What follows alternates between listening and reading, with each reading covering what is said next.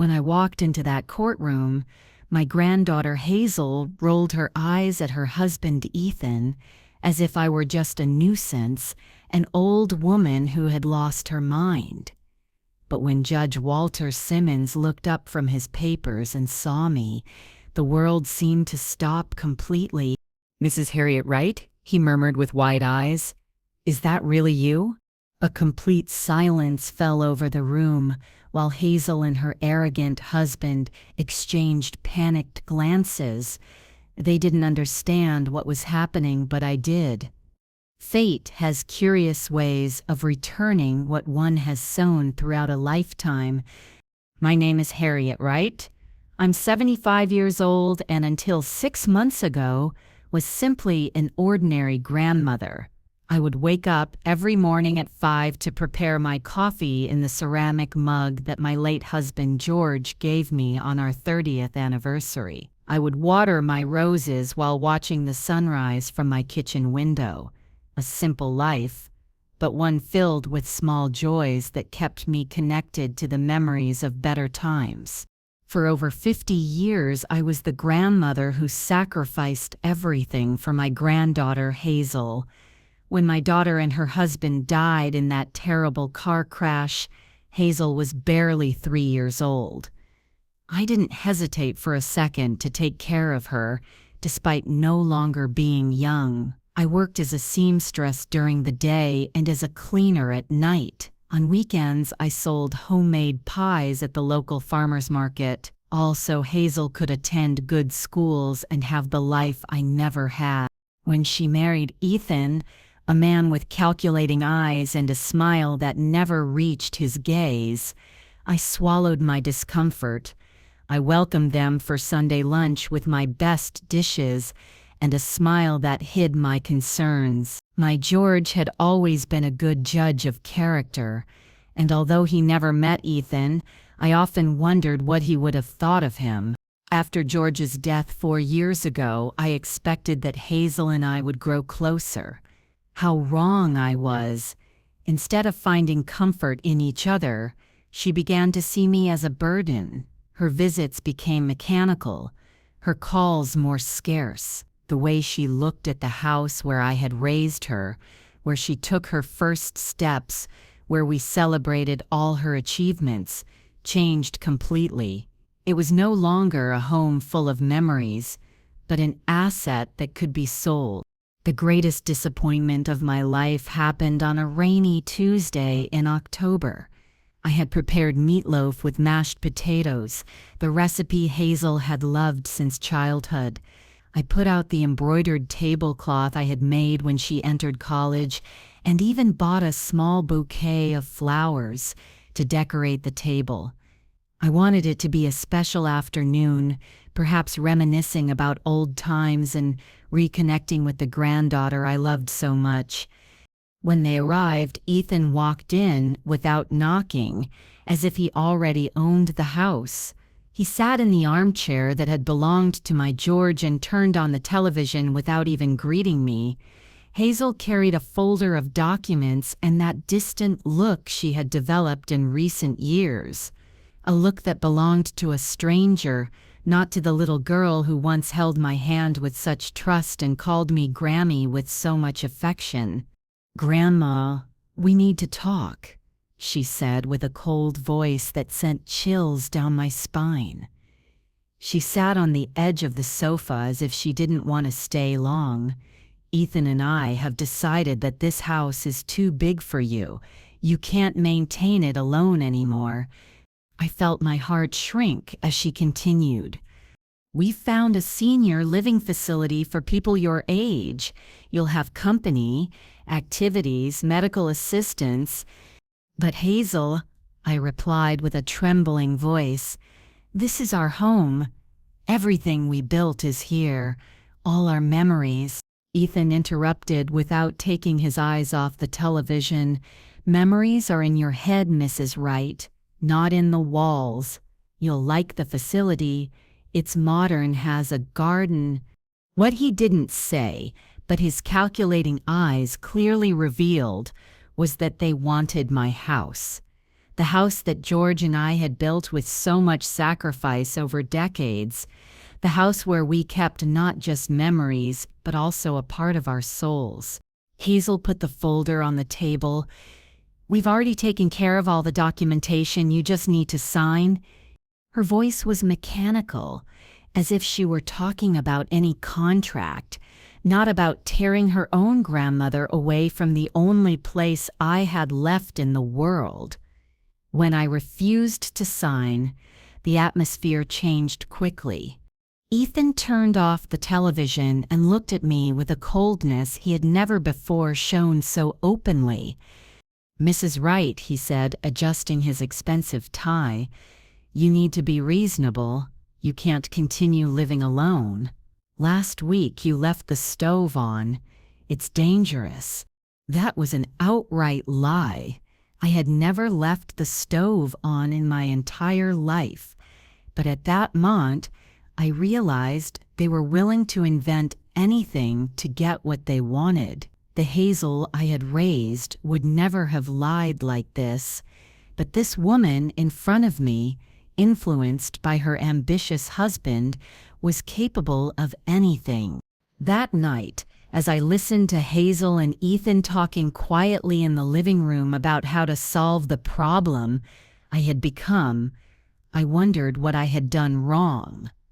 How could the little girl to whom I had given all my love now treat me like a disposable object? Tears ran down my cheeks as I hugged my pillow to stifle my sobs. I didn't want them to hear me crying. What I didn't know then was that I would soon discover a secret that would completely change the balance of power in that house. A secret that my dear George had kept to protect me precisely for a moment like this. Sometimes, even from beyond, love finds a way to care for us. In the days that followed, Hazel and Ethan intensified their pressure. They brought real estate agents without notifying me, strangers who measured my rooms and talked about remodeling potential as if I weren't present. I felt like a ghost in my own home, invisible and powerless. Hazel started packing my things without permission, deciding on her own what I would need to take and what could be discarded or sold. "This dress is too old, Grandma," she would say, holding the blue dress I wore to George's funeral. "You won't need it at the facility." Each object she discarded was like having a piece of my history torn away.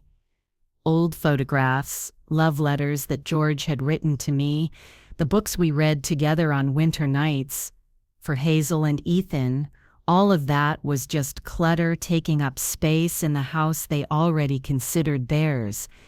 One afternoon, while Hazel went out to get more boxes from the car, I sneaked into George's sadie. That was the last refuge of his memories, the place where his presence still seemed to float in the air, where his things remained exactly as he had left them. I locked the door and ran my fingers over the books on the shelf, the meticulously organized papers in folders, the picture frame with our wedding photo. It was then that I noticed something I had never paid attention to before. On the last shelf of the bookcase, hidden behind a row of old encyclopedias, was a small safe embedded in the wall. In 52 years of marriage, I never knew it existed. My hands trembled as I tried to guess the combination. I tried our wedding date, George's birthday, the day Hazel came into our lives. Nothing worked. Finally, on an impulse, I tried the date we met, that sunny Sunday afternoon when we both took shelter under the same awning of a bakery during a sudden downpour. To my surprise, the safe opened. Inside was a leather folder with George's initials embossed in gold. When I opened it, I found documents that left me breathless. Property deeds, bank statements from accounts I didn't know about, certificates of shares in important companies, insurance policies with values that made my head spin, and in the middle of it all, a sealed envelope, with my name written in George's unmistakable handwriting. With trembling hands, I opened the envelope and began to read. My dearest Harriet, if you're reading this letter, it means I'm gone and you've found what I kept to protect your future. Forgive me for keeping our true financial resources secret all these years. It wasn't for lack of trust, but for caution. I always distrusted Ethan's intentions. There was something about him that worried me from the beginning, an excessive ambition that made me fear what might happen when I was no longer here to protect you. That's why I silently built this safety net, investing every extra dollar we managed to save. Everything documented in this folder belongs exclusively to you. Hazel will only be entitled to a small portion if and only if she takes care of you with the same love and dedication you've always had for her. Otherwise, you have all the power to protect yourself. Use this power wisely, my love, not for revenge, but to ensure the respect you deserve. Deep down, Hazel is a good person, just easily influenced. But if you need to defend yourself, now you have the means to do so. With all my love for all eternity, George. Tears ran down my face as I absorbed every word. My George, always so quiet and discreet, had built an empire in silence to protect me. While I believed we lived modestly, he was investing in properties, stocks, and businesses that were now worth a fortune. Among the documents, I found something that left me speechless: the deed to the building where Hazel and Ethan lived. The luxurious apartment they were so proud of, which they flaunted as a symbol of their success, actually belonged to me. They paid rent to a property manager who deposited the money directly into an account in my name, an account I didn't even know existed. There was more. George owned shares in the company where Ethan worked. Not minor shares, but a significant stake, enough to influence important decisions, even about the future of employees like my grandson-in-law. Sitting on the floor of the study, surrounded by papers that represented more money than I ever imagined possessing, I laughed through my tears. Hazel and Ethan thought they were kicking me out of my house to keep it for themselves, with no idea that this house was the smallest of my properties. The persistent knocking on the door brought me back to reality. "Grandma, open that door right now," Hazel shouted. I quickly put the most important documents in my purse and returned the rest to the safe, carefully closing it. When I opened the door, Hazel looked at me with irritation. "What are you doing locked in here?" "Just saying goodbye," I replied with a calmness that disconcerted her. "You're right, Hazel. Maybe it's time to move on." She studied me suspiciously, but then her face softened, believing I had finally given in. "I'm glad you understand, Grandma. You'll see it's the best for everyone." "Yes," I agreed, firmly holding my purse where I kept the documents that would change everything. "I'm sure each of us will get exactly what we deserve." That night, while Hazel and Ethan celebrated their apparent victory with a bottle of expensive wine in the living room, I made a call to a number I found among George's contacts, Attorney Diana Morgan. "Ms. Morgan, my name is Harriet Wright, widow of George Wright. I need your help with some urgent matters related to my inheritance." When I hung up the phone, I looked at George's photograph on the nightstand and smiled. "You always knew, didn't you, old man? You always knew this day would come." For the first time in months, I slept deeply, not with the resignation of someone who has been defeated, but with the tranquility of someone who has finally found their strength. As sleep overcame me, a thought crossed my mind. Those who believed they could manipulate me were about to discover that this old lady had more than one surprise up her sleeve. Attorney Diana Morgan was exactly as George had described her in his notes. a middle-aged woman with perceptive eyes that didn't miss any detail. When I entered her office 3 days later, she had already analyzed the copies of the documents I had sent her by email and had prepared a preliminary strategy. "Mrs. Wright," she said after offering me coffee, "your husband was extremely meticulous. All the documents are in order, the investments were made legally, and the will is absolutely incontestable. You are, without a doubt, a wealthy woman." Those words sounded strange to me, who had always lived counting pennies to make ends meet. But the lawyer continued, showing me a detailed report of all my assets. "The most interesting thing," she observed, "is that your husband structured everything so that your granddaughter and her husband cannot contest it. The behavior clause in the will is particularly ingenious. They would only be entitled to a portion of the assets if they cared for you with love and respect.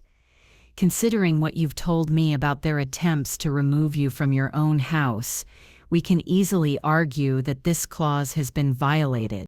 "What should I do now?" I asked, still trying to absorb the magnitude of the situation. Diana leaned forward with a determined gleam in her eyes. "First, don't sign absolutely anything they put in front of you. Second, I need you to maintain the appearance that you still haven't discovered anything.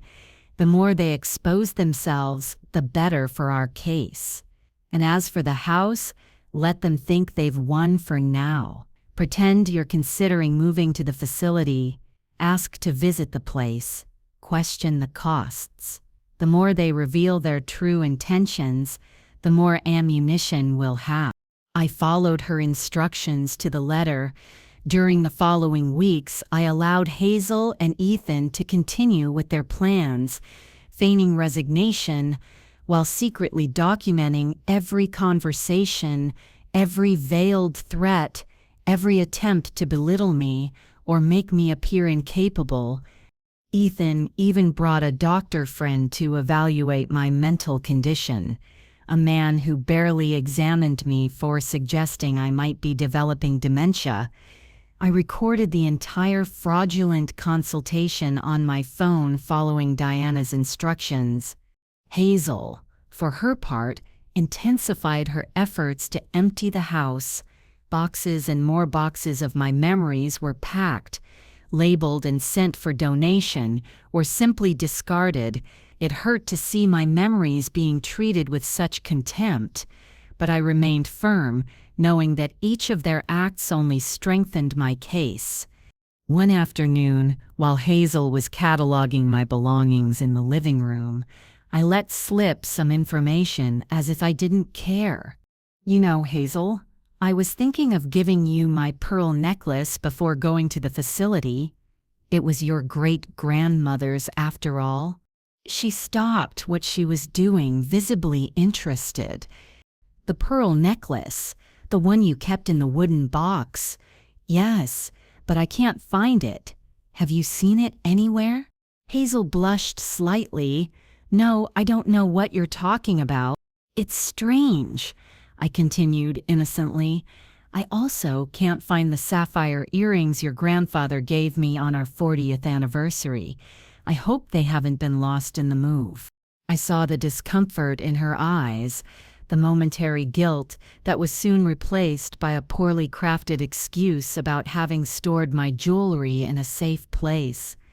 Later, I reported that conversation to Diana, who smiled with satisfaction. "Perfect.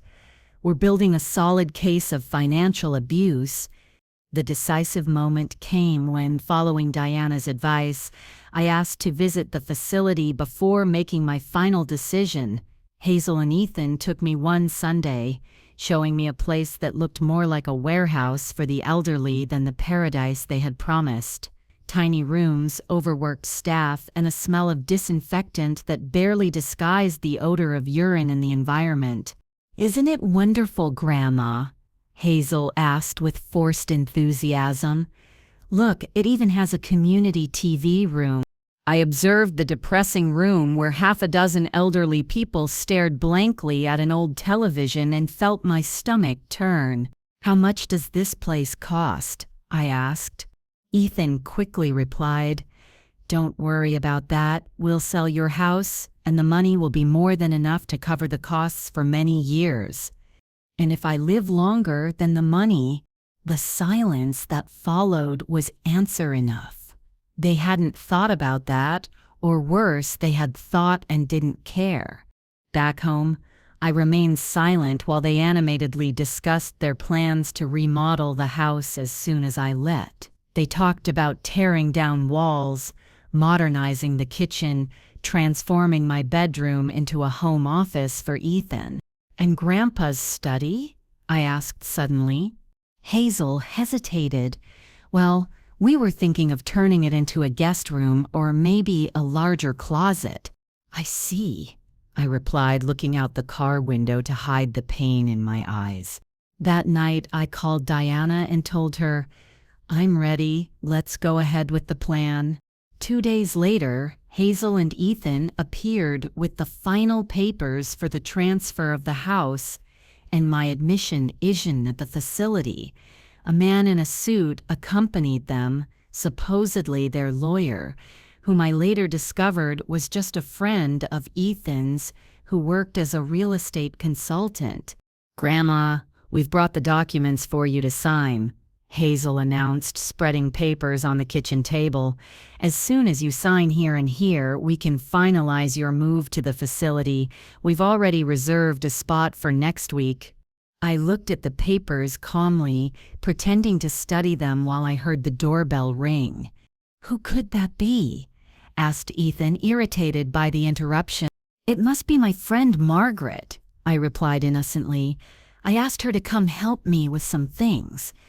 When Ethan opened the door, it wasn't Margaret who entered, but Diana Morgan, accompanied by a court officer and a social worker. Good afternoon, she said with a professional smile. I'm attorney Diana Morgan, representing Mrs. Harriet Wright. We're here for an official visit related to a complaint of attempted fraud and elder abuse.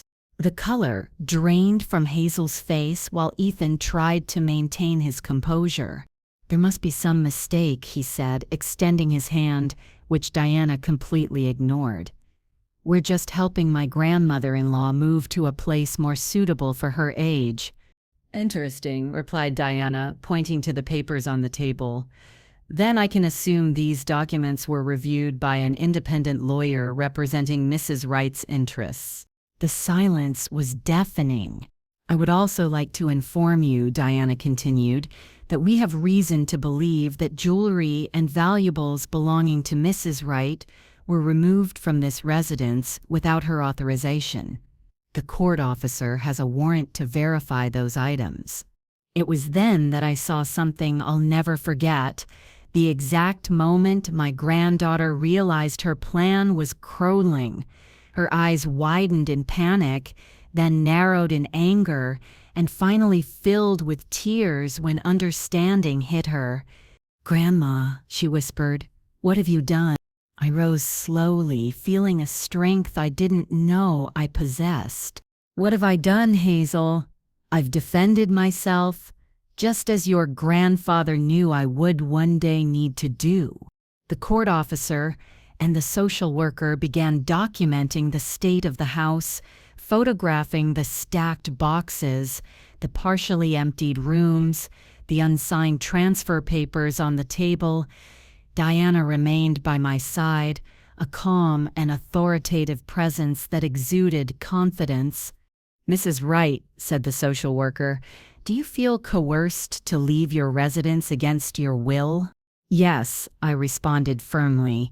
My granddaughter and her husband have pressured me for months, even threatening to declare me mentally incompetent if I didn't agree to go to a facility. Hazel stepped forward, indignant. This is absurd. We're only trying to take care of her. She's confused. She's been forgetting things, leaving the stove on. Interesting, interrupted Diana, pulling a small device from her pocket. I have recordings from the last 2 months that contradict that statement. including a conversation where Mr. Ethan admits having invented the stove incident to convince Mrs. Hazel that her grandmother could no longer live alone. Ethan turned pale. "That's illegal. You can't record people without consent." "Actually," Diana smiled, "Mrs. Wright recorded conversations in her own home where she has every right to protect her interests. Additionally, we have recent medical reports attesting to her full mental capacity conducted by independent professionals, not by doctor friends brought by you." The social worker was making notes on her clipboard while the court officer continued his methodical work. Hazel collapsed into a chair, openly crying. "Why are you doing this to us, Grandma? We're your family." "Family," I repeated, feeling a mixture of sadness and indignation. Was it as family that you packed my memories as if they were garbage?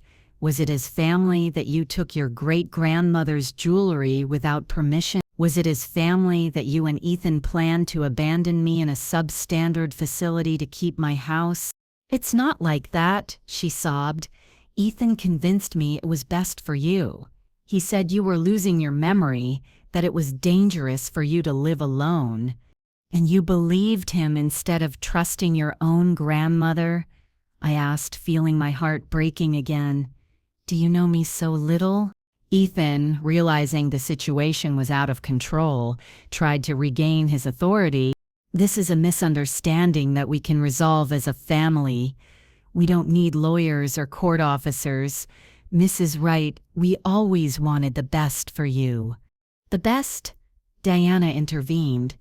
"Like the attempts to transfer the property of the house to Mrs. Hazel's name even before Mrs. Wright's moved to the facility?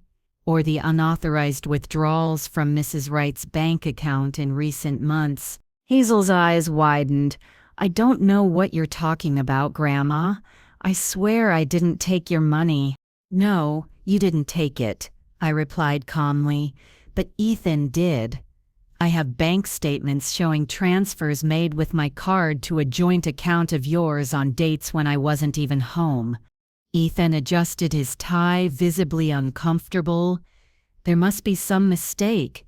"There's no mistake," I continued, feeling a strange calmness envelop me. "Just as it's no mistake that you thought I was a poor, defenseless old woman, easy to manipulate and discard. But there's something you don't know." I slowly walked to my purse and took out a folder of documents that Diana had prepared for me. "Your grandfather, Hazel, wasn't just the discreet accountant you knew. He silently built a financial empire over the years, and he left everything in my name." I put property deeds, stock certificates, and bank statements on the table with values that made Ethan's eyes widen with disbelief and greed. "This building on Main Street," I pointed to one of the deeds, "is mine, as is the property on the coast that you visited last summer, believing it belonged to your boss, Ethan." Hazel took the papers with trembling hands. "It can't be true." "It is true," confirmed Diana. "And there's more. The apartment where you live also belongs to Mrs. Wright. You pay rent to a property manager who deposits the money directly into an account in her name." Ethan staggered as if he had been punched. "This is impossible." "And those shares of the company where you work, Ethan, the ones that were purchased by an anonymous investor 5 years ago and that guaranteed your promotion, they're also mine." The silence that followed was absolute. Ethan seemed to have aged 10 years in 10 minutes. Hazel was looking at me as if she were seeing a... "Why did Grandpa never tell us?" she finally asked, her voice barely audible. "Because he didn't trust Ethan's intentions. And apparently he was right to be cautious. Ethan tried one last desperate maneuver. Mrs. Wright, we can resolve this. Obviously, there was a misunderstanding. We didn't know about these resources.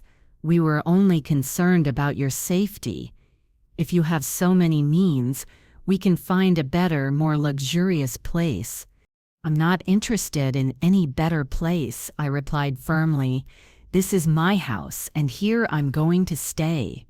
"And our apartment, Grandma?" Hazel asked with tears running down her face. "Are you going to evict us?" "That depends," I replied, feeling a mixture of pain and determination on how willing you are to learn about respect, dignity, and true love. Diana took the floor. "In the meantime, I have here a temporary court order preventing either of you from removing more items from this house or attempting to transfer its property. We also request the immediate return of all goods already removed, especially family jewelry and personal documents." Hazel collapsed in sobs while Ethan remained paralyzed, as if trying to process all the information he had just received. The court officer continued his work, methodically photographing each room, each document, each piece of evidence of what had happened in that house. "I suggest," Diana said firmly, "that you two leave now and think very carefully about your next steps.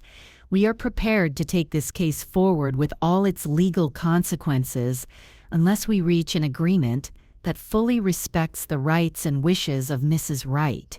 Ethan finally regained his voice, but he was no longer the arrogant man I knew. There was fear in his eyes. "How much? How much is all this worth?" he asked, gesturing toward the documents. Diana smiled coldly.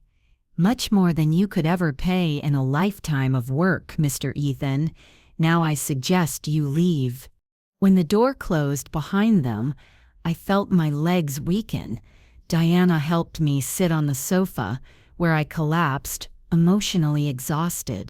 "You were very brave," she said, sitting beside me. "Not everyone would have the strength to confront their own family like that." "I don't know if it was courage or desperation," I confessed, watching the social worker, still making notes. "I never wanted it to come to this. Unfortunately, often those we love most are the ones who hurt us the most," replied Diana. "But now you're in control. What do you want to do next?" I looked around the living room, at the walls that had witnessed so many moments of my life, at the empty spaces where photographs and memories used to be. "I want to get my things back," I replied firmly. "And then I want Hazel to understand exactly what she did, not for revenge, but because she needs to learn." In the days that followed, I received desperate calls from Hazel. At first, I ignored them all, following Diana's advice to maintain distance until the legal aspects were resolved. Ethan, on the other hand, disappeared completely. I learned he had requested a leave of absence from work and traveled to resolve personal matters. A week after the confrontation, Diana brought me news. "We received a settlement proposal," she said, handing me a folder. "Your son-in-law is willing to return all your possessions, publicly acknowledge that you are in full possession of your mental faculties, and renounce any claim to your house or assets." "And what does he want in return?" I asked, knowing Ethan's character too well to believe in sincere repentance. "That you don't use your influence as a shareholder to harm him at the company, and that you don't evict him from the apartment immediately. He's asking for 6 months to find another place." I considered the proposal for a moment. "And Hazel? What does she say about this?" Diana hesitated. "Your granddaughter didn't participate in this negotiation. From what I understand, there are tensions in the marriage after the revelation." That didn't surprise me. Ethan had always been the type of man who abandons ship when it starts to sink. Now that he knew he wouldn't get my fortune, he was probably already blaming Hazel for the failure of the plan. "Tell Ethan I accept his conditions. With one caveat," I replied after thinking for a moment. "If he wants to stay in the apartment for 6 months, he'll have to increase the rent by 50%.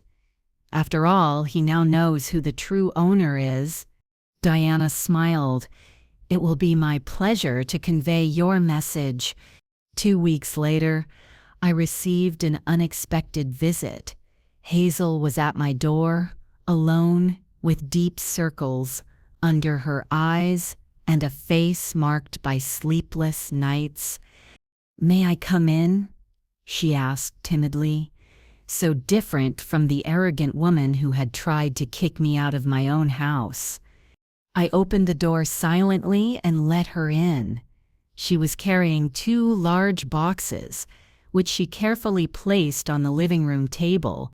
"Your jewelry," she said in a broken voice. "It's all there, and also your photo albums, Grandpa's letters, everything I took." I opened the first box, and there they were, intact, the treasures of my life, my mother's pearl necklace, the earrings George had given me, the engagement ring with the small sapphire he had saved for a year to buy. "Ethan and I have separated," Hazel said abruptly, breaking the silence. "He blamed me for everything. He said I should have noticed that Grandpa would never have lived so modestly if he didn't have something hidden." I didn't respond, just continued checking the contents of the boxes, making sure everything was there. "Grandma," she continued with a trembling voice, "I know I don't deserve your forgiveness. What we did, what I allowed to be done, is unforgivable. But I need you to know that I really believed I was doing the right thing." I finally raised my eyes to her. The right thing was to take me out of my house, discard my memories like trash, treat me like a senile child? "No," she admitted, tears flowing freely. "Ethan convinced me you were getting worse, that it was dangerous for you to live alone. He invented stories about you forgetting things, leaving the stove on, and I believed him instead of trusting my own grandmother." "Why, Hazel?" I asked, feeling the weight of decades of apparently wasted love. "After all I did for you, after all the sacrifices, how could you believe I deserved to be treated that way?" She sat on the sofa looking smaller and more fragile than I had ever seen her. "Because it was easier," she finally confessed. "It was easier to believe you needed help than to admit I had married a man who only cared about money and status. It was easier to pretend we were taking care of you than to face the truth about what we had become." Her face contorted with genuine shame. "When Ethan first suggested selling the house, I said no. Then he started planting doubts in my mind, small seeds of concern about your mental health, your ability to live alone, and I let those seeds grow because, deep down, I wanted the house. I wanted to transform it, modernize it, erase the marks of the past that made me feel guilty for not being the granddaughter I should be." Her words hit me like a revelation. It wasn't just greed, it was guilt. It was the desire to erase the evidence of everything I had done for her, everything she couldn't repay. "And now?" I asked. "What do you want from me, Hazel?" She wiped her tears with the back of her hand as she used to do when she was a little girl. "Nothing. I don't deserve anything from you. I just came to return what's yours and to tell you that, even if you never forgive me, I know what I did, and I'm going to spend the rest of my life trying to be a better person."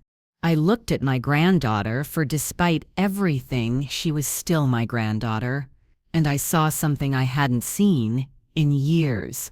Honesty, not the calculated manipulation Ethan had perfected, nor the false concern she had exhibited in recent months, but genuine vulnerability. "Where are you living?" I asked. "With a friend for now. I'm looking for a small apartment I can afford with my salary." I nodded, absorbing the information. "And the apartment?" "Ethan is there," she replied. He kept almost everything in the separation agreement. He said it was the least I could do after ruining our plans. I couldn't help but smile at the irony. Ethan remained Ethan to the end. Hazel, I said finally, I can't promise things will go back to the way they were. You broke something deep between us, and it will take time, if it ever happens, to rebuild that trust. She nodded, accepting my words without protest. But, I continued, your grandfather believed that deep down you were still the little girl he raised. He believed you could find your way back to the person you should be. Grandpa was always better at seeing the good in people than I was, she murmured. Yes, I agreed, and maybe I need to learn to have a little more of that faith. I didn't forgive her that day. I didn't invite her to come back home, nor did I promise to forget what had happened. But when she got up to leave, I didn't prevent her from briefly hugging me, a timid and uncertain contact that contained both regret and hope.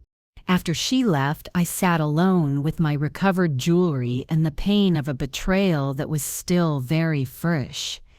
But for the first time in months, I also felt something different. Not just the satisfaction of having defended myself, but the possibility, however remote, of healing. As I watched the rays of the late afternoon sun filtering through the window, illuminating my recovered belongings, wondered if this betrayal might also lead to something good, if from the pain of having been treated as disposable could be born a purpose I had never imagined having. 2 weeks after Hazel's visit, I received an unexpected call from Diana. Mrs. Wright, a situation has arisen that you should know about. Ethan hasn't paid the increased rent as per our agreement, and from what I've learned is planning to leave the country. Leave the country? Where to? Apparently he has a cousin in Italy. My sources at his company indicate he has resigned and is already selling his belongings. That didn't surprise me. Ethan had always been the type to run when things get difficult. What surprised me was what Diana said next. There's something else. Hazel sought me out yesterday asking for legal help. She discovered that Ethan emptied their joint accounts before the separation and left her with various debts in her name. I felt a pang in my chest. Despite everything, it was my granddaughter who was suffering. What does she plan to do? I asked. We're filing injunctions to prevent him from leaving the country without resolving his obligations. But honestly, I think he's already transferred the money abroad.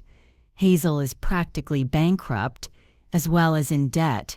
After hanging up, I stared out the window for a long time, watching the garden where Hazel used to play as a child. I remembered George's letter and his words about using power, not to hurt but to protect and teach. The next day, I asked Diana to prepare some documents and called Hazel. We need to talk, I said simply. She arrived punctually, dressed in simple clothes I had never seen her wear before. The glamour of an executive's wife had completely disappeared. Diana told me about Ethan. I began as soon as we sat down. About the debts, the money, everything. Hazel nodded resignedly. He planned all of this months ago. While we were pretending to care about you, he was already preparing his escape. I was so stupid, Grandma, so blind.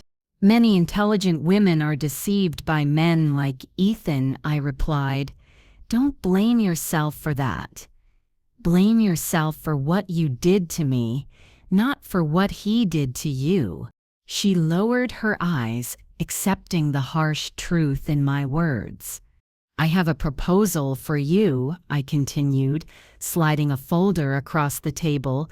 It's not charity or automatic forgiveness, it's an opportunity. Hazel opened the folder dubiously and her eyes widened as she read the contents. This is a work contract. Yes, for the George Wright Foundation, an organization I'm creating to help elderly victims of family abuse and abandonment. The idea had been born during my sleepless nights when I realized that my story wasn't unique.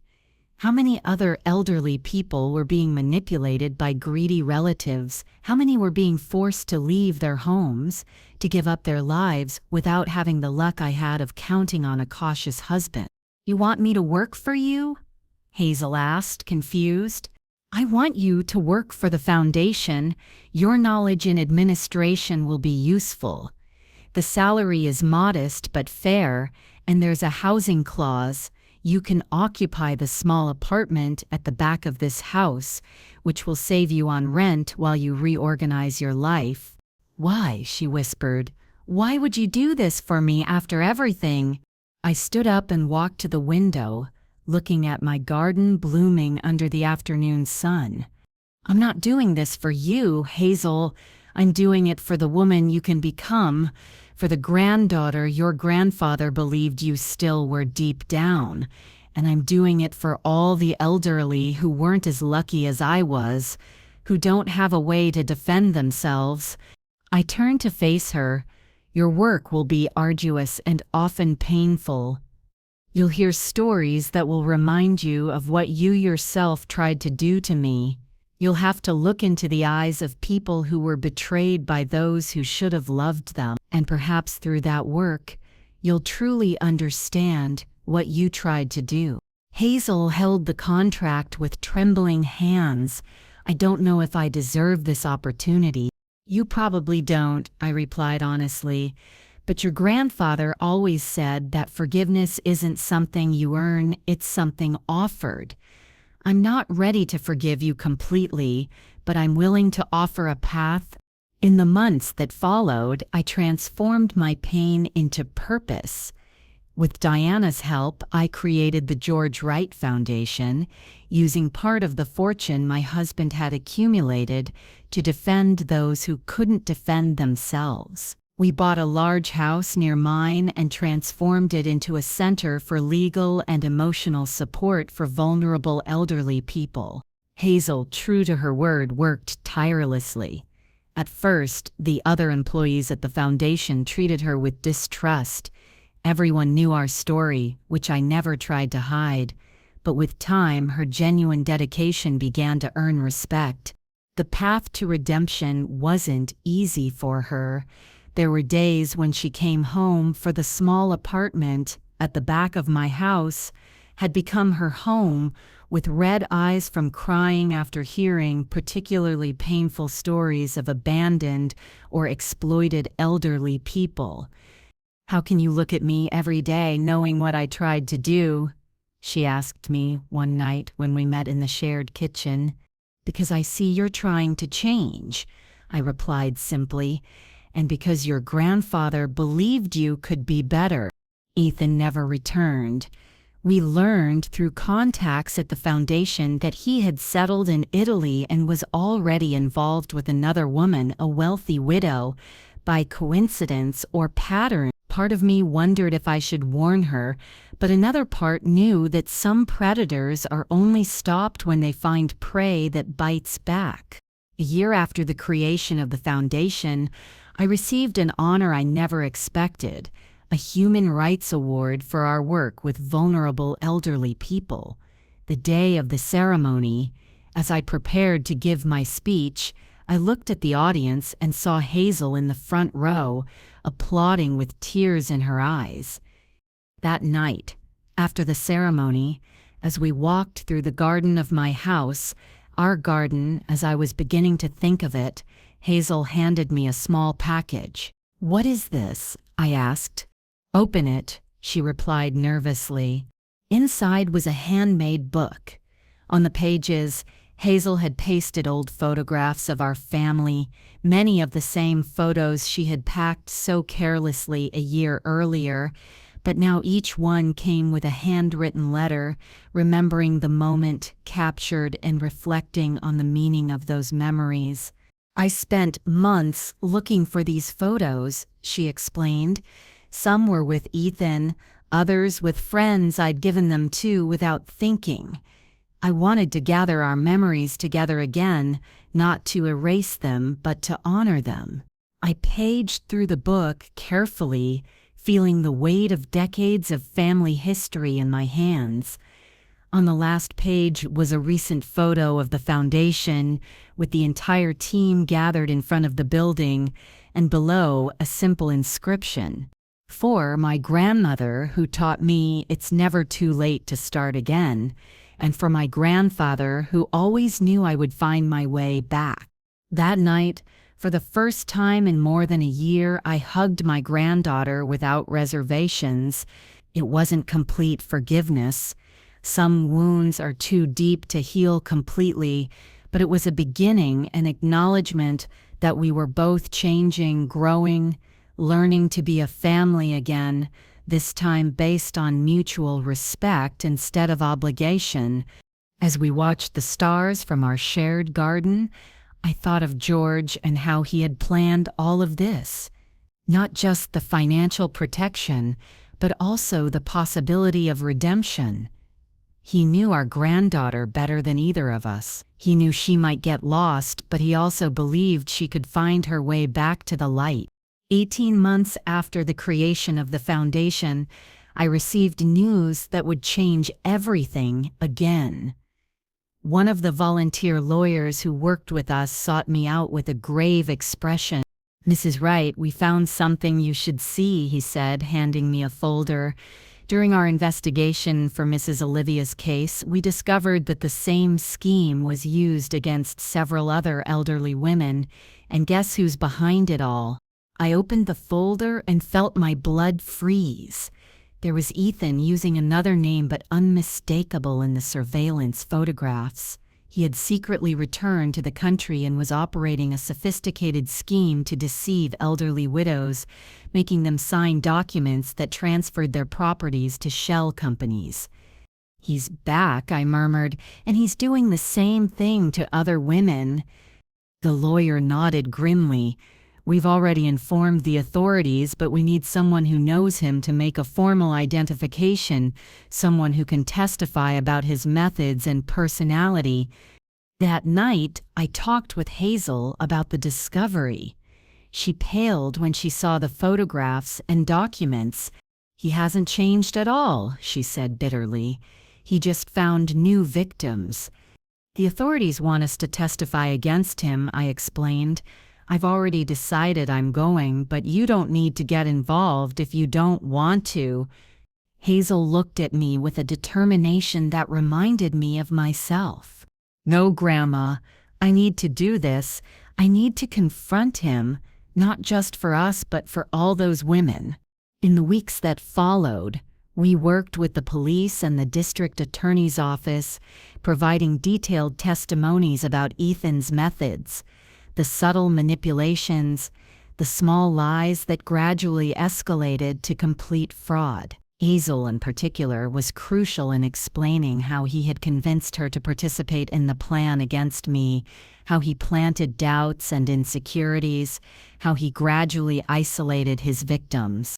When the day of the trial finally arrived, I felt anxiety I hadn't experienced since the confrontation in my house. The courtroom was packed. Our case had received media attention, partly due to the work of the foundation, which was now nationally known for its fight against financial abuse of the elderly. When I entered the courtroom with Hazel by my side, I felt all eyes turn toward us. Ethan's most recent victims were seated together, women between the ages of 65 and 85, all with stories painfully similar to mine. Ethan was brought in handcuffed, wearing a worn suit that contrasted with the elegance he had always displayed. When his eyes met mine, I saw a flash of anger quickly replaced by that mask of calculated charm he used to wear. The decisive moment came when the judge entered the room. My heart nearly stopped when I recognized him. "Judge Walter Simmons," announced the court officer. He was the young lawyer who had worked as an intern at the courthouse decades ago when I was a secretary there. The same shy young man I had encouraged when everyone else treated him with disdain.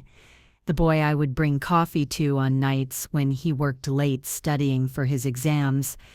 He didn't recognize me immediately, busy with the initial proceedings. But when it was my turn to testify and I said my name, I saw his eyes rise from the papers with an expression of surprise and recognition. "Mrs. Wright?" he asked, adjusting his glasses as if he couldn't believe what he was seeing. "Harriet Wright from the Regional Court Secretariat?" "Yes, Your Honor," I replied with a small smile. "It's been a long time." The judge smiled briefly before resuming his professional expression. "It certainly has. Please continue with your testimony." For the next 2 hours, I detailed everything Ethan had done. How he had manipulated my granddaughter, how he had tried to strip me of my house and dignity, how he had planned to abandon me in a substandard facility. I spoke about the discovery of the fortune my husband had left and how that had thwarted his plans. And now, I concluded, he's doing the same thing to other women who weren't as lucky as I was to have a cautious husband. When I finished, Ethan's lawyer rose for cross-examination, trying to paint me as a confused old lady who had imagined persecution where there was only family concern. "Mrs. Wright," she asked with false sympathy, "isn't it true that you were having memory lapses at that time? That sometimes you forgot where you put things? Left the stove on?" "No," I replied firmly. "I never had such problems. Your client invented those stories to convince my granddaughter that I needed to be institutionalized. And how can you be so certain of that if you had memory problems?" she insisted with a condescending smile. "Objection, Your Honor," the prosecutor intervened, argumentative. "Sustained," replied Judge Simmons. "Counselor, rephrase your question." But before she could, I asked permission to respond. The lady asks, "How can I be certain?" I can be certain because I have complete medical reports conducted after my grandson-in-law's attempt to declare me incompetent. I can be certain because I have recordings of him admitting he invented those incidents. And I can be certain because at 75 years of age, I can still remember the first day that now Judge Walter Simmons entered the courthouse as an intern, wearing a navy blue suit that was too big in the shoulder, carrying a synthetic leather folder he had received from his mother as a graduation gift. The entire courtroom fell silent. Judge Simmons was looking at me with a mixture of surprise and emotion. I remember every detail of that day, just as I remember every detail of the day when my grandson-in-law and my granddaughter tried to convince me that I was no longer capable of taking care of myself. My memory, counselor, is perfectly intact. The silence that followed was broken only by the sound of the judge's pen scratching something in his notebook. Hazel testified next, with a courage that filled me with pride. She spoke openly about how she had been manipulated, about her own guilt and repentance, about the path to redemption she had found through work at the foundation. "Ethan convinced me that my grandmother was losing mental capacity," she explained. Her voice choked with emotion. He started with small suggestions. "Did you notice how your grandmother forgot the name of that actor? Did you see how she confused the dates?" Until I started seeing problems where none existed. When Ethan finally testified, it was like watching an actor on stage. He denied all accusations. He portrayed himself as a concerned grandson-in-law who only wanted the best for his grandmother-in-law. He even shed false tears when speaking about how hurt he was by the accusations. But then the prosecutor presented the evidence, recordings, falsified documents, testimonies from all the other victims whose stories were almost identical to mine, and finally, bank records showing how he had diverted money from all of them. At the end of the 3-day trial, Judge Simmons delivered his verdict. Ethan Parker, this court finds you guilty of all charges of fraud, forgery, coercion, and abuse against vulnerable elderly persons. You exploited the trust of family members and women who, in their golden years, deserved protection and respect, not manipulation and theft. The judge adjusted his glasses, looking directly at Ethan. Particularly disturbing to this court is the coldness with which you planned and executed your crimes, specifically targeting people you considered weak and unable to defend themselves. He paused, then continued with a voice that combined authority and contained emotion. For these crimes, I sentence you to 12 years in prison in a medium security facility, plus full restitution to the victims and a fine proportional to the damage caused. As Ethan was led out of the courtroom, Judge Simmons looked at me and made a small gesture of acknowledgement that few noticed, but that meant everything to me. A reminder that small kindnesses, like encouraging an insecure young intern decades ago, can return when least expected. As we left the courthouse, we were surrounded by reporters and other elderly women who had attended the trial seeking inspiration and hope. A woman of about 80 approached me with tears in her eyes. "You gave me courage," she said, taking my hands. "After seeing you in the newspaper talking about the foundation, I realized my nephew was doing the same thing to me. Thanks to you, I was able to stop him before it was too late." That night at home, Hazel and I sat in the garden with a bottle of wine, celebrating not just the victory in court, but also the journey we had traveled together. You know what's most ironic? She said, looking at the stars. "If Ethan had never tried to take your house, the foundation would never have existed. All those women we're helping now would have nowhere to go. Your grandfather always said that even in the worst situations we can find purpose," I replied. "I think in the end he was right about that too." Hazel smiled, a smile that finally reached her eyes, reminding me of the little girl she had been before Ethan entered our lives. "He would be proud of you, Grandma, of everything you've built from the pain." "Of both of us," I gently corrected. "He always knew you would find your way back." We looked at the starry sky in silence for a few minutes, each lost in our own thoughts. The foundation had become more than just a job for us. It was a shared mission, a purpose that reconnected us in a way I never imagined possible after everything we had been through. "What happened today in the courtroom?" Hazel finally said. "When the judge recognized you, it was like watching destiny unfold, as if all the pieces finally fit together." "Life is like that," I answered. "Sometimes the kindnesses we offer return when we need them most." I never imagined that shy young intern would one day become the judge who sentenced Ethan. "You've always been like that, haven't you? Always helping others without expecting anything in return." I smiled, remembering all the small gestures throughout my life that I never considered extraordinary, bringing coffee to interns who worked late, defending younger employees from tyrannical bosses, offering a friendly shoulder to colleagues in difficulty. "It's just how I was raised," I replied. "Your great-grandmother always said that kindness is the only investment that never fails." Hazel raised her glass. "To justice and to kindness that always returns." 5 years have passed since Ethan's trial. The George Wright Foundation has become a national reference in the defense of elderly rights.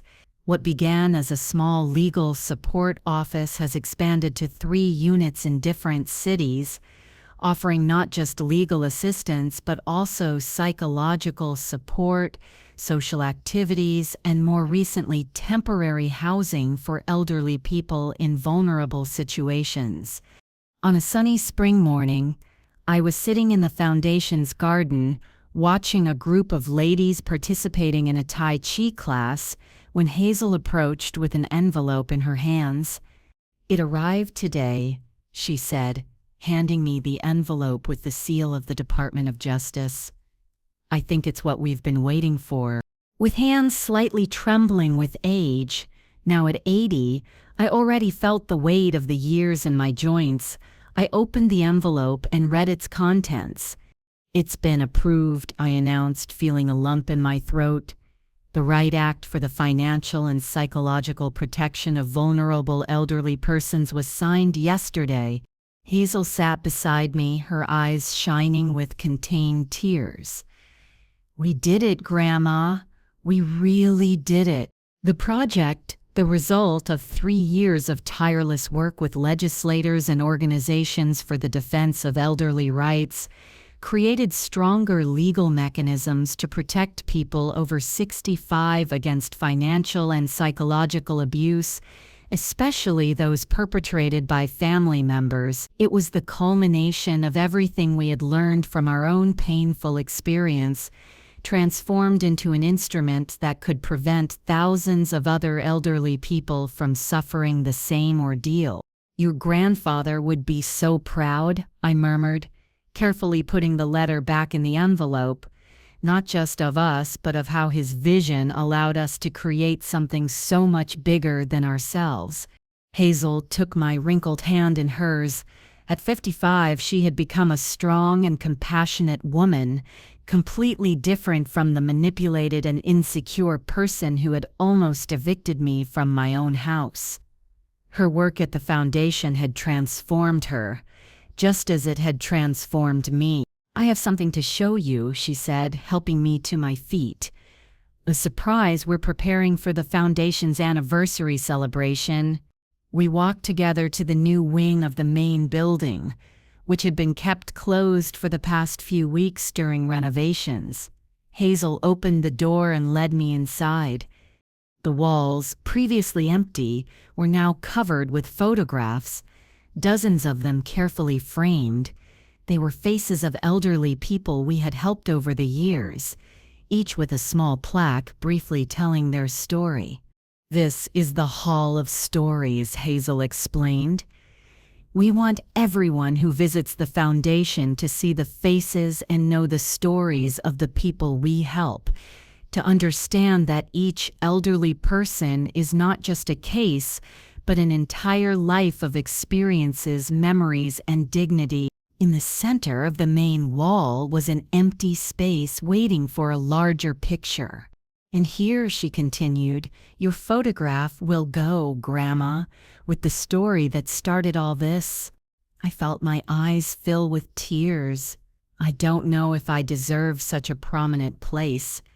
After all, I was lucky. Many others don't have the protection George left me.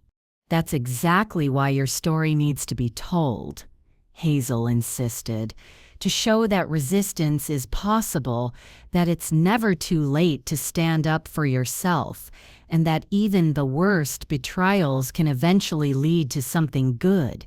We walked slowly down the hall, stopping to read some of the stories. Mrs. Olivia, 82, who recovered her house after her nephew tried to sell it without her consent. Mr. Albert, 77, who escaped an abusive marriage after decades of psychological manipulation. Carol, 90, who reported her children for misappropriation and now gave lectures on financial independence in old age. "All these people," said Hazel, "found their voice and their strength because you found yours first." That night, after a tiring but rewarding day, I returned to my house. the same house I had almost lost 5 years earlier. Hazel now lived in her own small house near the foundation, but we still had dinner together regularly, and on Sundays she came for breakfast with me, resuming a tradition we had lost during the difficult years. I sat on the porch with a cup of tea, looking at the garden that George had loved so much, and that was now more beautiful than ever. The roses bloomed in abundance, cared for by my hands which, though slower with age, still knew exactly how much water and sun each plant needed. I thought about how my life had changed completely in these past years. From the near tragedy of losing my house and dignity emerged a purpose I never imagined having. From the betrayal of my only granddaughter was born a reconciliation deeper and truer than our previous relationship had ever been. On the table next to my chair was the old jewelry box that Hazel had tried to take, now returned and restored. I opened it and took out my mother's pearl necklace, running my fingers over the smooth, shiny beads. Tomorrow I would wear it at the commemorative ceremony for the foundation's anniversary, where the right act would be officially announced. A small envelope at the bottom of the box caught my attention. I opened it and found a handwritten note from Hazel. "Grandma, I can never completely erase the pain I caused, but I hope to continue being worthy of the second chance you gave me. Each day at the foundation reminds me that our work isn't just about laws and rights, but about restoring the dignity that many try to take from our elderly. Thank you for teaching me that it's never too late to start again, never too late to do the right thing. With all my love and gratitude, Hazel." I put the note back in the box, feeling a peace that only comes when we finally understand that even the most painful experiences can lead us to places we never imagined reaching. The next morning, as I prepared for the ceremony, I looked at my reflection in the mirror. I saw the white hair I now wore with pride, the wrinkles that marked a face that had known as much suffering as joy, the eyes that had shed so many tears but now shone with purpose and satisfaction. And I thought about what I would say in my speech, the words I would like other women my age hear and take with them. It's never too late to stand up for yourself. It's never too late to transform pain into purpose. And it's never ever too late to discover your own strength, even when those who should protect you are the same ones trying to bring you down. When I arrived at the foundation that morning, I was greeted by a crowd of smiling faces, the team we had built, the elderly we had helped, authorities and supporters who believed in our cause. And in the center of it all, Hazel, now executive director of the foundation, waited for me with a warm and sincere embrace. As I climbed onto the stage to give my speech, I looked at all those people and felt a deep gratitude for everything. Yes, for everything. Even for Ethan and Hazel's attempts to take everything from me, because without that darkness, I would never have discovered the light that now illuminated so many other lives. "My name is Harriet Wright," I began, adjusting the microphone. "I am 80 years old, and this is the story of how I almost lost everything, only to find a purpose greater than I ever imagined." And as I shared my journey, I saw in the audience's eyes the recognition, the hope, and most importantly, the determination that my story would not be unique, that together we were creating a world where the elderly would be treated with the respect and dignity they deserve. At the end of the speech, as applause resonated through the hall, I looked up at the sky through the high windows and smiled. "Did you see, George?" I thought, "You were right about everything."